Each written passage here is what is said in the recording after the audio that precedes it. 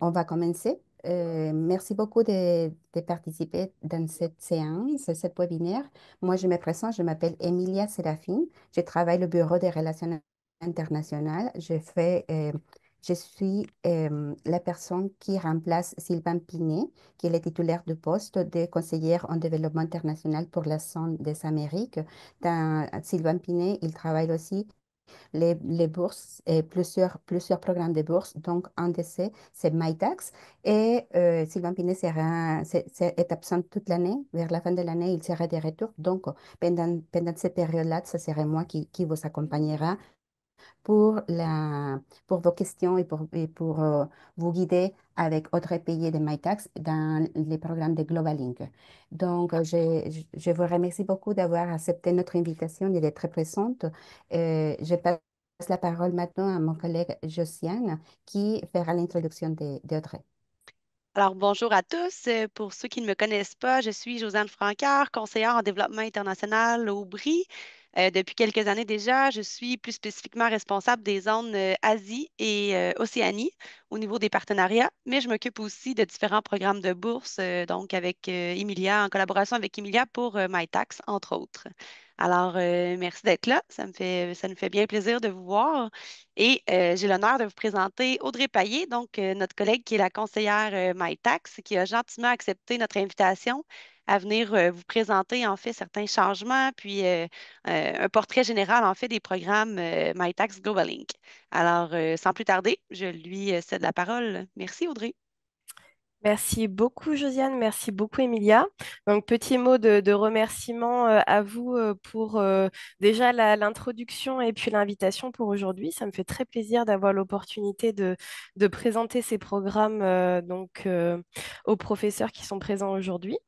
Donc, comme Josiane vous l'a mentionné, donc je serai votre point de contact pour les projets MITAX, Global Inc. De l'UQTR. Plus globalement, je suis également le point de contact, on va dire, pour tous les projets MITAX. Qui se font avec l'université. Donc, si jamais certaines ou certains d'entre vous sont familiers également avec nos autres systèmes de financement, n'hésitez pas à me contacter. Donc, pour tous les programmes MITAX, c'est moi qui serai votre point de référence. Et également, pour celles et ceux qui ont des collaborations avec d'autres universités de la province, je suis également le point de contact pour les projets MITAX, Université de Sherbrooke et Université de Bishop.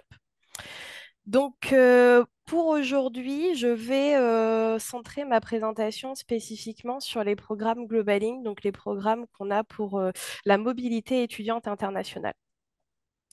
Donc, hop, j'essaie de faire fonctionner mon diaporama. Parfait. Donc, pour celles et ceux qui ne sont pas familiers avec MITAX, donc MITAX, c'est une organisation subventionnaire canadienne qui a pour objectif en fait de stimuler l'innovation canadienne par l'intermédiaire du financement des collaborations de recherche, que ce soit des collaborations de recherche avec le milieu non académique, donc le milieu privé, ou dans le cadre des projets dont on va parler aujourd'hui, des collaborations internationales avec le milieu académique international. Donc, dans les projets MITAX, il y a toujours au moins trois parties qui sont impliquées dans ces collaborations de recherche. Donc, à savoir le superviseur académique, l'étudiant et le partenaire, donc qui soit un superviseur académique à l'international ou un partenaire privé. Donc, MITAX, en chiffres, ça fait déjà plus de 25 ans que notre organisation existe. Ça fait quand même un petit moment que MITAX est présent dans le paysage de l'innovation canadien. C'est plus de 850 millions qui ont été investis sur 10 ans avec plus d'1 milliard de budget sur 5 ans. Plus de 50 000 projets qui ont été financés avec plus de 11 000 organisations partenaires privés qui ont participé à des projets de collaboration et des programmes de financement. Et on travaille avec plus de 191 partenaires postsecondaires.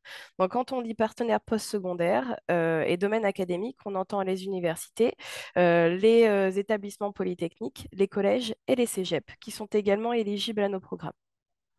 MITAX, c'est plus de 400 employés au Canada et il y a une centaine de conseillers et conseillères tels que moi qui sont répartis donc, dans la plupart des universités canadiennes, dans toutes les provinces du Canada. Et on est quand même une bonne trentaine qui sont présents spécifiquement au Québec. Donc aujourd'hui, je vais m'intéresser spécifiquement à vous présenter les programmes Global Link. On en a deux. Donc vous allez voir, ma présentation ne va pas être très très longue, donc on va avoir du temps pour répondre à toutes vos questions par la suite pour compléter ce webinaire. Donc, Global Link, comme je l'ai un petit peu mentionné, c'est vraiment nos programmes qui sont faits pour financer les collaborations académiques internationales. Donc, ça ne fonctionne que dans le cadre de votre collaboration avec une université qui est basée à l'étranger. Donc, on a deux programmes qui intègrent ce financement Global Link. C'est le stage de recherche Global Link et la bourse de recherche Global Link. Donc, j'entends que la différence des noms n'est pas spécialement simple à retenir. Donc, bien évidemment, si vous avez des questions par la suite, vous pourrez toujours me contacter pour que je vous redirige vers le programme le plus adapté à votre besoin. Donc, le stage de recherche Global Link est dédié uniquement pour vous à recevoir des étudiants de premier cycle depuis l'étranger pour qu'ils viennent faire un stage à Trois-Rivières, dans votre laboratoire. Donc, ce sont des étudiants de premier cycle qui sont, on va dire, sélectionnés par les universités qui font partie de nos partenaires internationaux. Ensuite, on a la bourse de recherche Global Link qui, elle, concerne à la fois les étudiants canadiens et les étudiants étrangers pour financer leur mobilité à l'international. Donc, ça peut être des étudiants canadiens de votre laboratoire qui partent faire un stage chez vos collaborateurs à l'étranger ou au contraire, ça peut être des étudiants de vos collaborateurs qui viennent faire un stage chez vous à Trois-Rivières. Donc, ça marche dans les deux sens pour cette bourse spécifiquement. Donc maintenant, un petit peu plus en détail en ce qui concerne le stage de recherche Globanic. Donc là, le programme qui concerne uniquement les étudiants internationaux pour qu'ils viennent faire un stage dans votre laboratoire.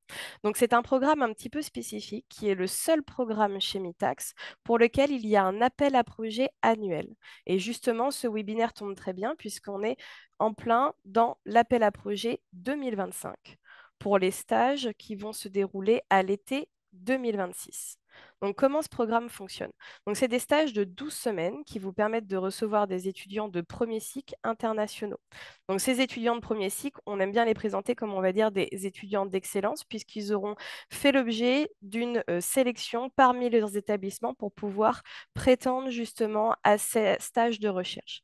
Ça concerne, et ça c'est vrai pour tous les programmes MITAX. Ça concerne toutes les disciplines et tous les secteurs de recherche.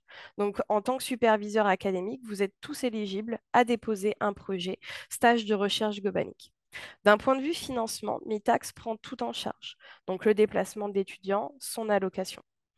C'est, comme je disais, un appel à projet par an. Donc, au niveau des dates, actuellement, on est dans la période qui a débuté au 17 avril et qui va se terminer au 5 juin 2025, à laquelle vous pouvez déposer vos projets en ligne. Ensuite, il va y avoir durant l'été, donc de juillet à septembre, les étudiants de premier cycle qui vont pouvoir postuler à vos projets que vous aurez déposés en ligne. Donc là, je fais une petite parenthèse. Le principe même de ce stage de recherche, c'est que vous déposez le projet, mais ce sont les étudiants de premier cycle sélectionnés qui vont postuler au projet qui les intéresse le plus. Donc, si vous voulez maximiser en tant que professeur votre chance de pouvoir recevoir des étudiants internationaux, je vous encourage vivement à plusieurs points. Premièrement, écrire une demande, un projet qui va être facilement compréhensible pour les étudiants de premier cycle. Il n'y aura pas d'étudiants au postdoc ou au doctorat qui feront partie de cette cohorte. Deuxièmement, je vous encourage aussi à déposer plusieurs projets de recherche. Si vous voyez qu'il y a 2 ou 3 thématiques sur lesquelles vous pourriez prendre des étudiants dans votre laboratoire, je vous encourage à déposer les 3 projets, puisque plus vous aurez déposé de projets, plus vous maximisez vos chances de pouvoir avoir l'un de votre projet qui va être sélectionné par ces étudiants. Donc ensuite, on a les interviews qui vont se dérouler courant fin automne 2025. Donc là, si vous allez être justement sollicité par Mitax, si certains étudiants ont postulé à vos projets, vous allez pouvoir justement les interviewer et puis accepter ou non la candidature de l'étudiant. Donc chaque appel à projet d'une année, donc là l'appel à projet 2025, c'est toujours pour un déroulement de stage qui va se faire durant l'été 2026, le temps que tout le processus soit finalisé. Donc, voilà ce qui termine un petit peu toute l'explication du côté des stages de recherche Global Link. Donc, si vous voulez des informations plus précises sur ce stage, bien évidemment, vous pouvez m'écrire pour que je vous envoie tout ça par courriel. Sinon, vous pouvez trouver toutes les informations sur notre site web. Donc, c'est très simple, mitax.ca. On a un onglet programme et vous pouvez aller cliquer spécifiquement sur stage de recherche Global Link. Tout le dépôt de vos projets vont se faire à travers un lien de portail de soumission que vous pouvez également trouver sur notre site web, donc qui est globaling.mitax.ca. Donc, je répète au niveau des dates, vous avez jusqu'au 5 juin pour déposer vos projets sur notre portail. Les stages vont se dérouler entre le 1er mai et août 2026. Et c'est vrai qu'en général, ces programmes-là sont très appréciés des professeurs parce que pour vous, c'est une belle opportunité de recrutement d'étudiants internationaux pour qu'ils puissent ensuite poursuivre à la maîtrise s'ils le souhaitent dans vos laboratoires. Donc, maintenant, je vais passer à la deuxième opportunité de financement pour la mobilité internationale, qui est la bourse de recherche Global Inc. Donc, cette fois-ci, moins de restrictions. C'est un appel à Donc, il n'y a pas d'appel à projet, justement. Ce n'est pas un appel à projet, c'est ouvert à l'année. Donc, vous pouvez déposer votre demande en tout temps. C'est un financement de 6 000 $ qui est entièrement pris en charge par Mitax. Peut-être que certains d'entre vous ici étaient déjà familiers avec l'utilisation de la bourse de recherche Global Inc.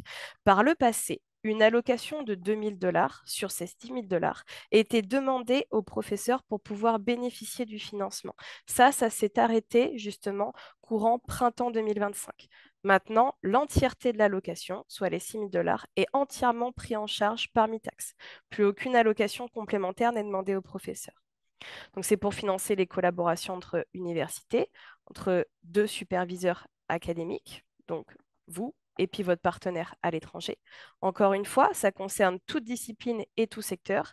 Et comme je le disais, pas de date limite pour déposer votre projet. C'est pour des stages qui vont durer de 12 à 24 semaines, donc 3 à 6 mois.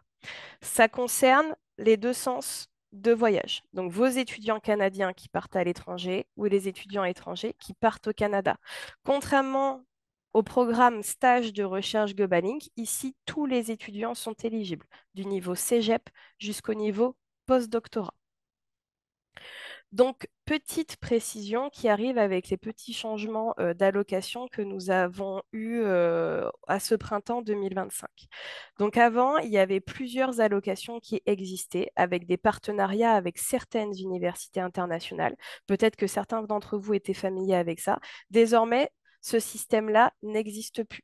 Nous avons deux systèmes de financement pour la bourse de recherche Global Inc. Le système qu'on appelle allocation et le système qui va concerner tous les projets qui vont se rapprocher de près ou de loin au secteur quantique.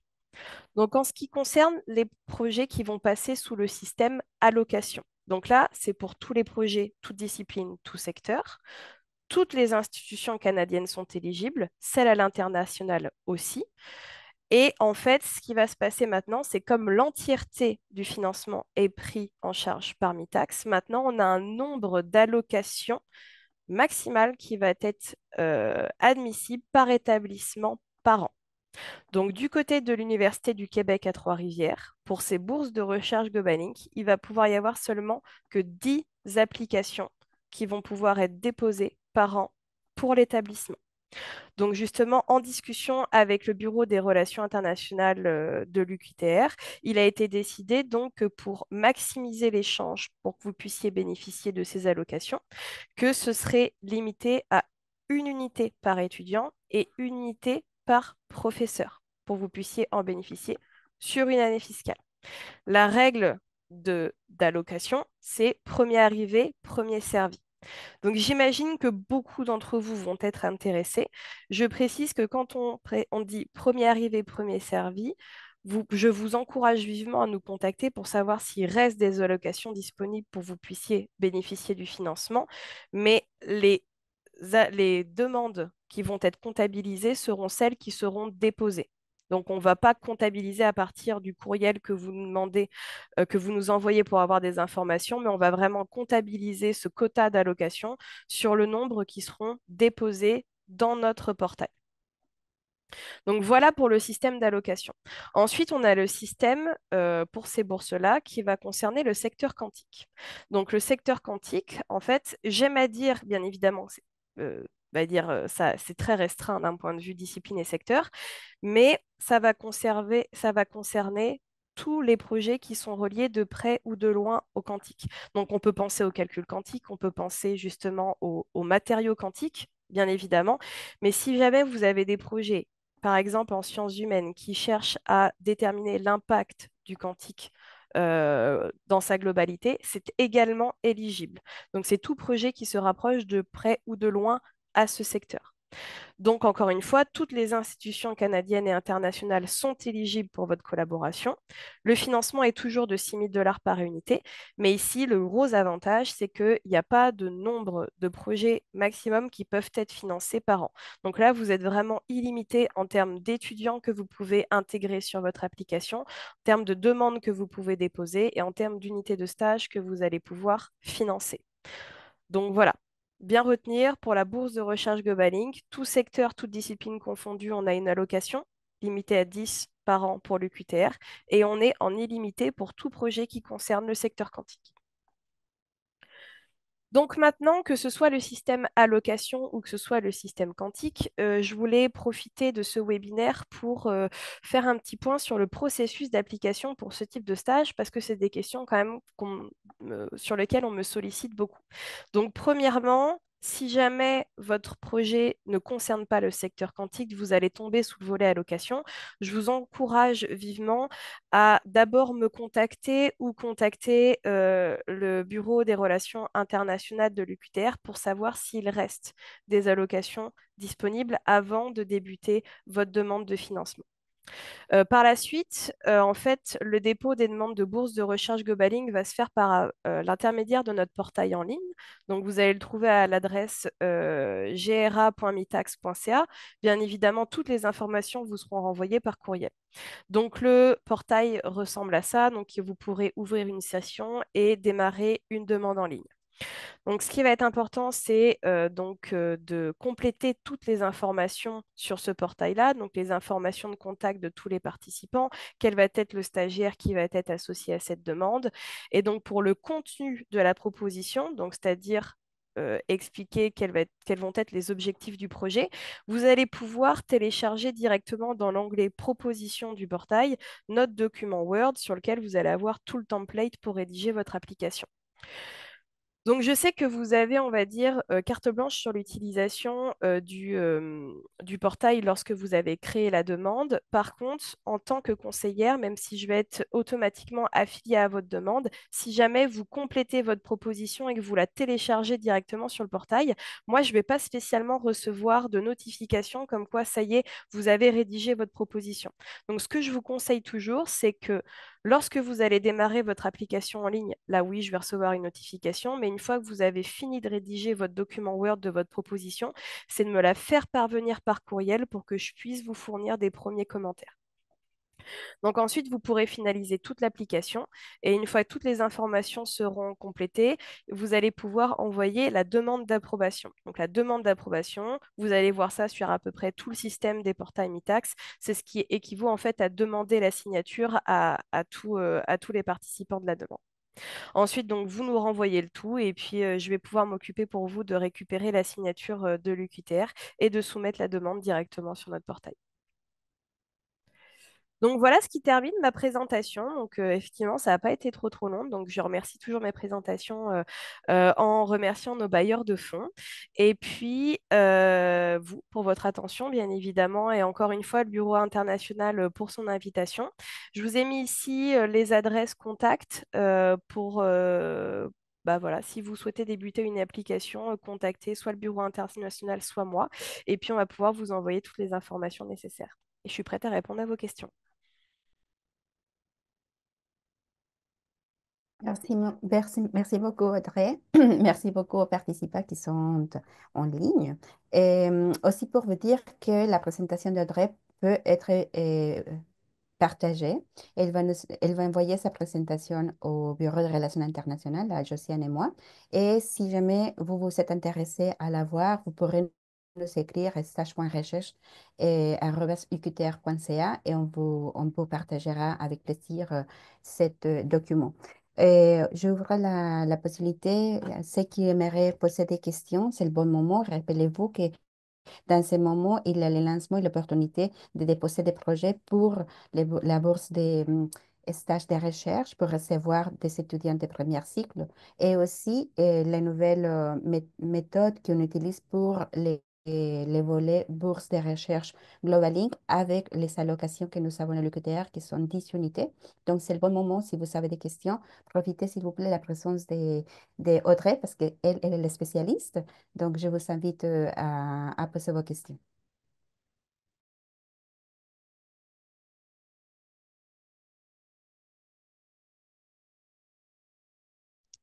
Oui, on va y aller avec Philippe. Je ne sais pas si vous avez la possibilité de débloquer votre micro vous-même. Est-ce que vous m'entendez bien? Oui, Oui, ça fonctionne. Merci pour la belle présentation, c'était très informatif. Je ne suis pas familier avec le formulaire à remplir. Vous avez mentionné, Mme Payet, on remplit une demande en format Word idéalement. oui. Pouvez-vous nous donner un aperçu, qu'est-ce qui est attendu en termes de format? Est-ce que c'est un projet condensé sur une page ou on peut développer un peu plus sur deux, trois pages? Non, ça va être. Merci beaucoup Philippe pour la question. C'est un petit peu plus long, le formulaire. Donc là, si vous êtes curieux, par l'intermédiaire du courriel de Josiane et Emilia, on pourra peut-être aussi fournir directement le template Word qui est associé aux demandes. Donc, je dirais qu'une demande Word, bourse de recherche Global Inc, on est bien sur 5-6 pages à peu près, sachant que chaque section en fait est très détaillée. Donc, un état de l'art, donc une petite revue bibliographique, on va dire, sur le sujet en question. Un détail des objectifs qui est attendu de ce stage, peut-être un petit peu de la méthodologie aussi qui sera appliquée. Ensuite, il y a une partie aussi qui est prévue à expliquer, on va dire, la collaboration existante. Donc, est-ce qu'on est sur une collaboration qui débute? Est-ce qu'on est sur une collaboration entre les deux superviseurs qui est de longue date? Expliquer un petit peu ce qui a déjà été fait justement comme travaux communs entre les deux laboratoires. Et puis, il y a une petite section, on va dire, de quelques paragraphes, on va dire, de motivation de l'étudiant pour bénéficier de ce financement. Quelque chose quand même d'assez important que j'ai effectivement pas précisé pendant ma présentation, c'est qu'au niveau des bourses de recherche Global Inc, on est quand même sur un taux de succès à l'application de plus de 95%. Donc, ça s'explique par plusieurs aspects. Premièrement, déjà, en général, voilà, les étudiants ont le support de leur superviseur pour rédiger l'application. Moi, en tant que conseillère, je suis également là pour faire une première revue de cette demande. Et donc, à partir du moment où la collaboration et les objectifs sont clairement énoncés, en fait, il n'y a pas de raison que le financement ne soit pas obtenu. On va dire que pour les 5% restants, souvent, c'est des retraits. Donc, j'espère, Philippe, que ça répond à votre question. Oui, c'est très bien, merci. On va poursuivre avec professeur Narbonne, puis on a aussi une question dans le chat. J'y reviendrai par la suite. Oui, en fait, c'était moi la question dans le chat, fait que je peux vous la poser oralement.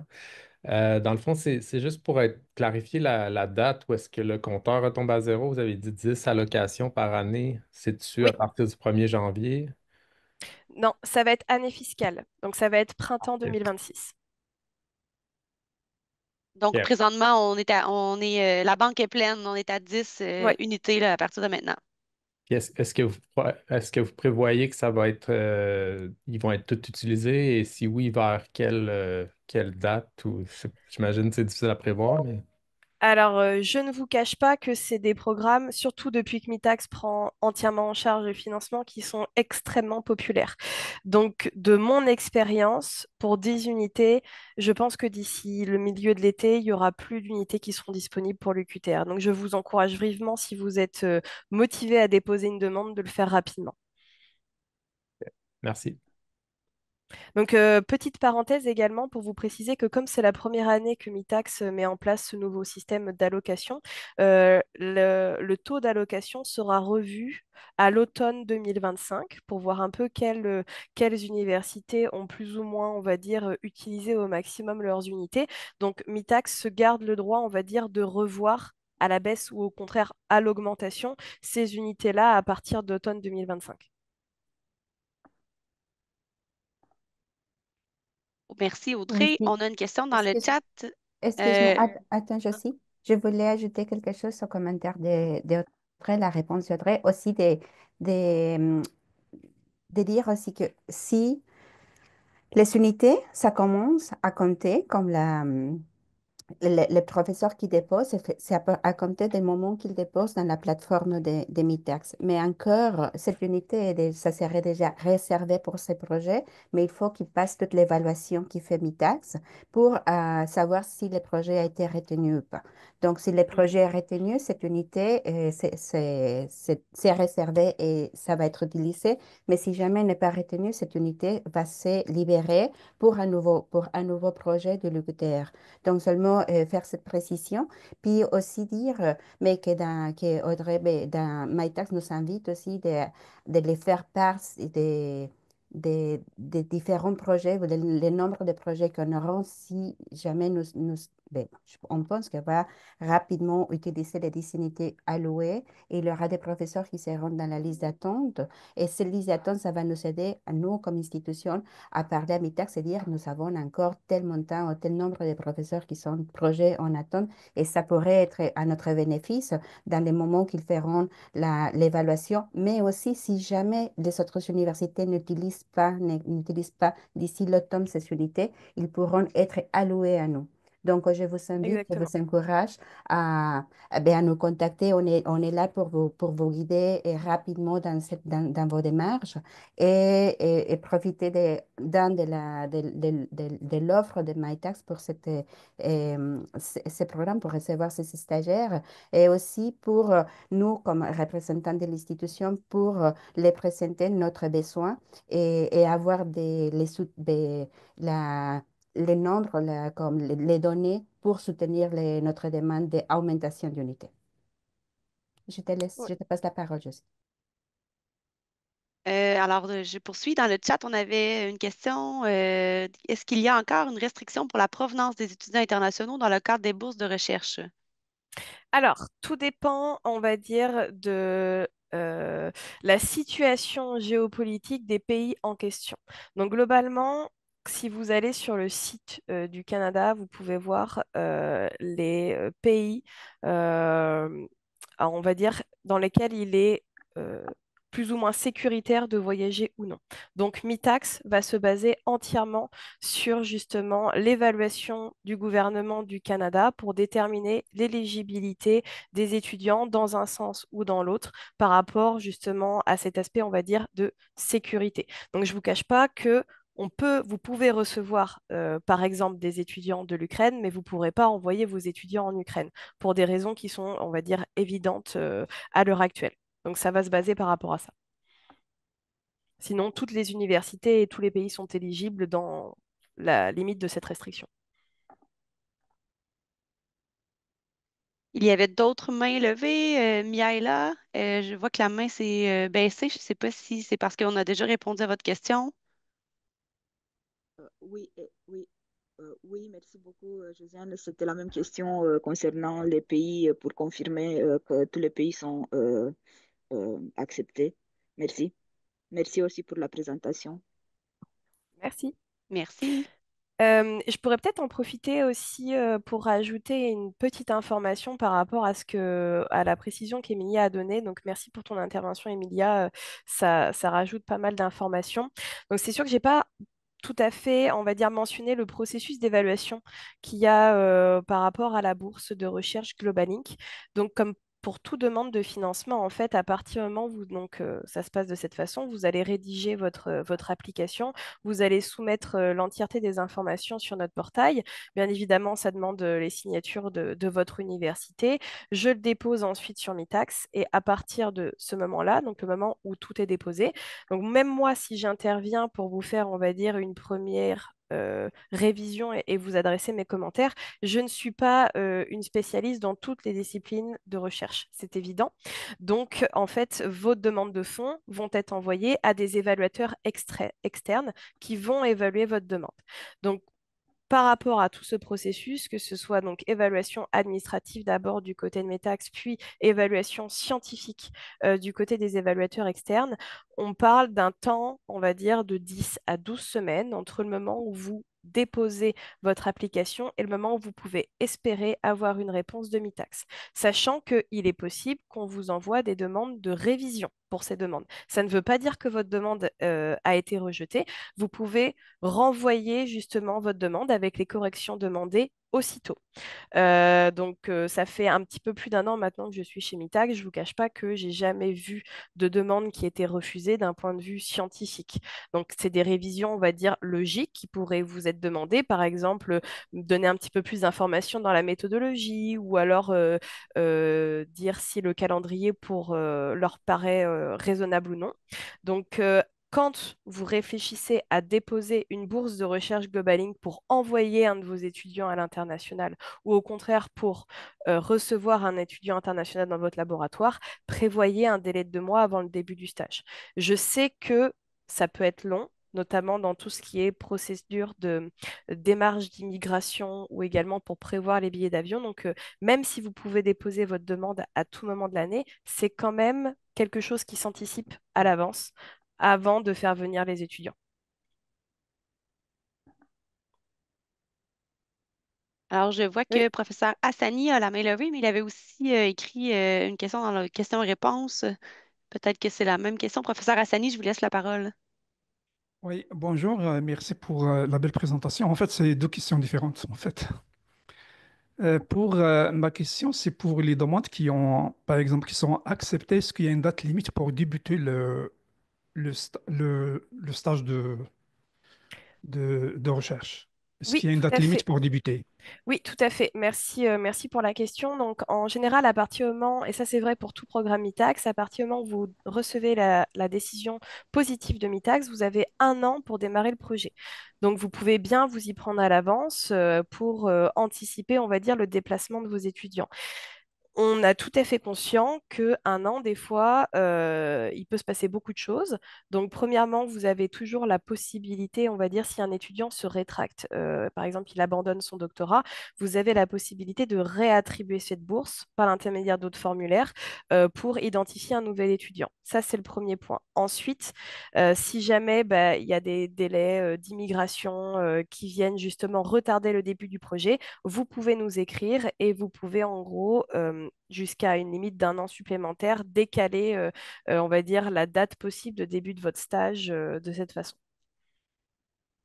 Ah, merci. Pour la question de chat, en fait, je voulais juste savoir c'était quoi exactement le taux ou bien le nombre de bourses acceptées par Metax qui ont été attribuées à l'EQTR dans le passé.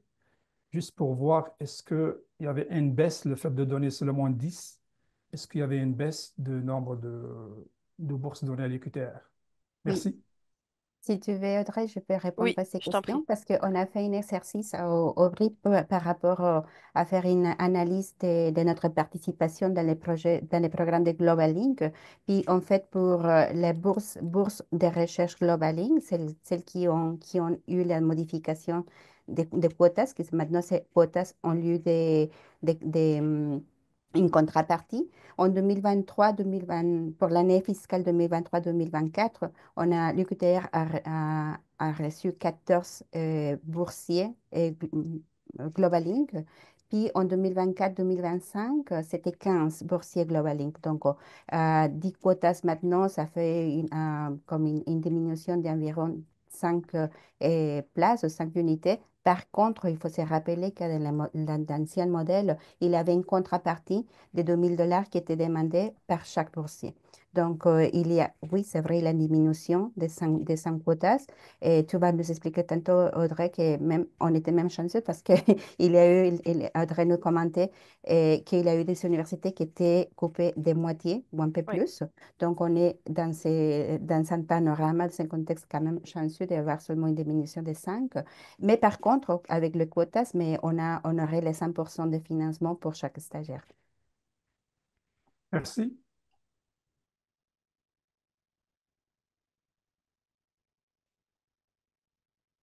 Il y a d'autres questions? J'ai répondu à une question dans le chat. Quelqu'un demandait, en fait, faisait allusion à la liste des partenaires internationaux MITAX. Doit-on comprendre que cette limite ne tient plus maintenant pour les bourses? Audrey en avait parlé, donc exactement, il Oui, n'y a plus de liste existante de partenaires MITAX. en fait, sur les récentes dernières années, c'est pas que les bourses de recherche Global Inc. étaient réservées aux étudiants des universités partenaires, c'était que nous avions des accords de financement avec certaines universités internationales qui prenaient en charge le fameux 2 000 $ d'allocation qui était demandé aux professeurs de l'UQTR. Donc en fait, c'était pour que ça coûte, on va dire, rien aux professeurs de l'UQTR, il fallait passer par ces accords spécifiques qu'on avait avec certaines universités internationales. Donc effectivement, ces accords-là ne tiennent plus. Et maintenant, le fait que Mitax prenne tout en charge, ça concerne toutes les universités de tout pays. Donc, je redis encore une fois aussi que toutes les allocations dont on parle ne concernent pas le secteur quantique. Donc, si jamais certains d'entre vous souhaitent justement faire des stages étudiants dans ce secteur, de près ou de loin, vous n'êtes pas soumis à l'allocation des 10 par an. Vous êtes vraiment en illimité sur le nombre de stages que vous pouvez déposer. Et à cela, j'ajouterai aussi dans les données que je vous ai commentées tantôt, c'est que les 14 et les 15 qu'on a eu, c'est sur les volets allocation, bourse de recherche globale, pas volet quantique, que ça existe depuis. Et avant le mois dernier, ça fait 2 semaines, on avait déposé, le QTR avait fait pas dépôt d'aucune demande pour les volets quantiques. Et ça fait environ 2 semaines qu'on a déposé notre première demande. Donc, si jamais vous, dans votre domaine des recherches, il y a des éléments de quantique que vous touchez, ben, on vous encourage aussi à développer dans cette volet parce que quand vous écoutez directement de Audrey, il n'y a pas de limite, pas autant de projets ni de demandes de stagiaires à accueillir. Donc, c'est une belle opportunité. Et je voulais te poser une question parce que dans ce moment, on est concentré on parle sur les bourses de recherche Global Inc. Mhm. Et pas de stage de recherche Global Inc. Les étudiants de Oui, premier cycle qui oui. viendront à l'UQTR. Est-ce que pour cette volet, il y a des restrictions au niveau des pays? Non plus. Ah, si, si, si, mais de toute façon, en fait, seulement la cohorte d'étudiants premier cycle sélectionnés va postuler au projet. Donc, cohorte, on va dire, c'est un nombre fini d'étudiants qui font partie, en fait, d'un partenariat international qu'on a justement avec les universités en question, qui vont pouvoir postuler au projet. Donc, ce nombre-là varie tous les ans. On est quand même sur plusieurs centaines d'étudiants qui sont concernés justement par ça, et c'est à l'échelle du pays, donc du Canada au complet. Mais bien évidemment, ce nombre-là et le nombre de projets possibles par an, en fait, dépend du nombre d'étudiants qui va faire partie de cette cohorte. Je Merci, comprends, Audrey. merci. On a un autre professeur qui a levé la main, professeur Esther Jossa.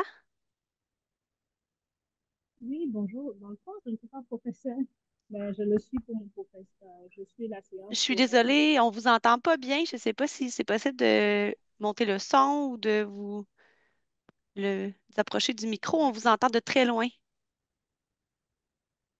Est-ce que c'est mieux maintenant? Oui. Donc, ma question, c'est de savoir si j'ai une étudiante qui est d'un pays, est-ce que la personne peut quand même aller au stage dans ce même pays si moi j'ai un partenariat avec une université de son pays ou il y a des restrictions dans ce sens? Je ne suis pas sûre d'avoir bien compris la question. Est-ce que vous pouvez répéter, s'il vous plaît? Donc, dans le fond, admettons que moi, j'ai une étudiante qui est d'origine togolaise. Puis, dans mon partenariat, l'université avec laquelle je suis en partenariat est dans un pays comme le Togo. Est-ce que mon Mhm. étudiant peut aller en stage dans ce pays où il y a une restriction?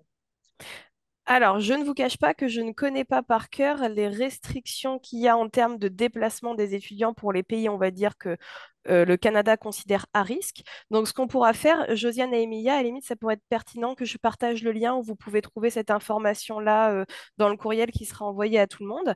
Donc, si jamais, justement, c'est pas considéré comme voyage à risque du côté du Canada, c'est OK pour tous les pays. Donc, par contre, Ok. il y a des restrictions. Donc, pour les pays qui sont considérés comme plus à risque, où on pourra recevoir les étudiants de ce pays au Canada, mais en fait, la restriction va s'appliquer sur les étudiants qui ne pourront pas aller dans les pays. Donc, il y a aussi des petites spécificités de cette façon-là. Donc, en fait, dès que Moi, vous ma avez question, un petit c'était peu un plus. doute, on peut y répondre. Vous pourrez m'envoyer un courriel. Ok, mais l'autre, la question, c'était aussi plus dans le sens où je sais qu'avant, MITAS refusait aux étudiants internationaux d'aller dans leur pays d'origine pour les Ah stages. oui, Donc, c'est c'était plus toujours. dans ce Alors, sens. c'est toujours le cas. Excusez-moi, j'avais mal compris Ok, la question. C'est toujours c'est le ça. cas. Donc effectivement, par exemple, moi je suis française. Quand j'étais étudiante, je n'aurais pas pu rentrer en France pour faire mon stage, sauf dans un cas spécifique qui concerne les codirections internationales. Là, dans ce cadre-là, un étudiant, donc justement s'il est en codirection internationale, peut rentrer dans son pays d'origine et bénéficier de la bourse de recherche Global Inc. C'est le seul exemple qui est admissible de ce côté-là.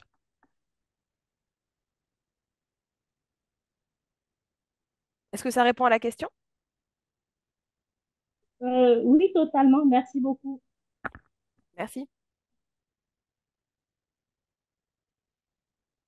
D'autres questions? Je regarde le Q&A, le chat.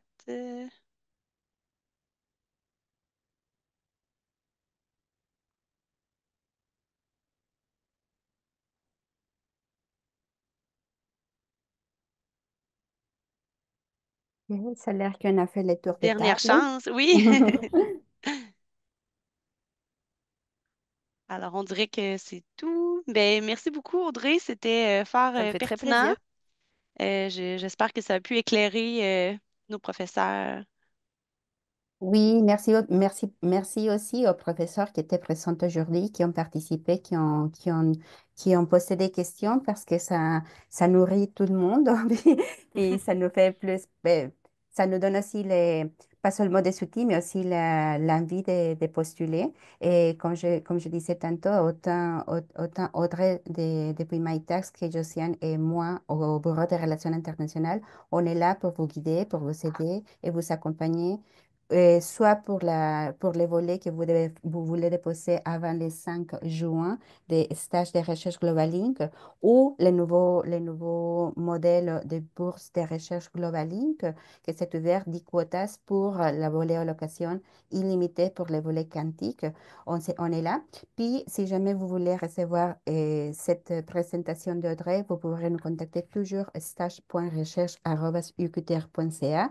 Vous pouvez aussi approcher directement Audrey pour des questions Oui. spécifiques pour les sujets, les thématiques, tout l'encadrement scientifique à apay@mitax.ca et on vous enverra une nouvelle courriel par rapport, en vous avisant, faire une résumé de la présentation d'aujourd'hui et officialiser l'attribution ou la méthodologie de première arrivée, première servie pour les volets allocation des bourses de recherche Global Inc.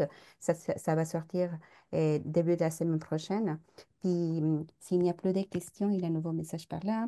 S'il n'y a plus de questions, J'envoie dans le chat. oui,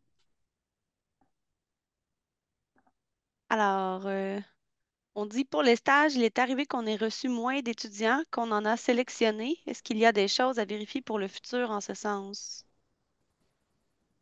Est-ce que c'est pour le stage de recherche Global Inc. ou est-ce que c'est bourse de recherche Global Inc. Pour laquelle la question est adressée? Bonne question. Est-ce que vous pouvez préciser? Stage de recherche. Voir. Alors oui, OK. effectivement, si je comprends le sens de la question, c'est pas parce que pour le stage de recherche, vous allez mm, proposer des projets de recherche que vous allez avoir le nombre d'étudiants associé au nombre de projets de recherche que vous avez déposés. Peut-être que vous allez déposer 5 projets de recherche et n'avoir aucun étudiant qui aura sélectionné votre projet. Puisque on va dire, la sélection des projets se fait vraiment par les étudiants. C'est pour ça que je vous encourage vivement à écrire des projets de recherche, on va dire, qui démontrent, on va dire, tous les intérêts scientifiques, techniques que les étudiants pourront bénéficier, on va dire, du stage qu'ils vont faire dans votre laboratoire. Écrire aussi un sujet de recherche qui pourra être facilement compréhensible par des étudiants de premier cycle internationaux. Donc voilà, c'est ça. Bien évidemment aussi, comme ça concerne plusieurs pays internationaux, ça pourrait être intéressant de faire une présentation à la fois en français et en anglais pour que ce soit compréhensible par le plus d'étudiants internationaux possible. Mais voilà, il n'y a aucune garantie à partir du moment où vous déposez un projet pour stage de recherche que vos projets seront sélectionnés et que vous allez recevoir des étudiants. Le professeur ajoute, c'était trois étudiants sélectionnés pour un projet, mais un seul est envoyé, alors que j'avais signifié que je pouvais recevoir deux. Alors, je ne vous cache pas qu'en tant que conseillère MITAX, je ne suis pas affiliée à la gestion des programmes stages de recherche. C'est un autre département chez MITAX qui gère ça spécifiquement. Donc, j'imagine que si vous avez des questions plus spécifiques, je pourrais vous envoyer aussi l'adresse courriel à laquelle poser vos questions. Mais étant donné que le choix final aussi revient des étudiants, même si en fait, les étudiants peuvent sélectionner plusieurs projets. Donc, ce qui pourrait peut-être expliquer justement ce que vous avez vécu avec les trois étudiants qui avaient sélectionné votre projet, c'est que les étudiants avaient aussi sélectionné d'autres projets et que finalement, ils avaient pris le choix d'aller sur d'autres projets et pas sur le vôtre. OK. Il dit, OK, c'est compris, merci pour la clarté des réponses. Ça me fait plaisir. Bien, je te laisse clore, Josie. Alors, ben, un grand merci à toi, Audrey, et merci à tous les professeurs présents. C'est un plaisir pour nous. Et on a déjà mentionné les adresses, donc n'hésitez pas à revenir vers nous ou vers Audrey chez Mitax si vous avez d'autres questions ou besoin Tout à fait. d'accompagnement dans le dépôt de vos demandes. Bah, merci encore pour l'invitation et merci pour votre intérêt d'aujourd'hui pour nos programmes. Ça me fait très plaisir. Puis bah, je reste disponible.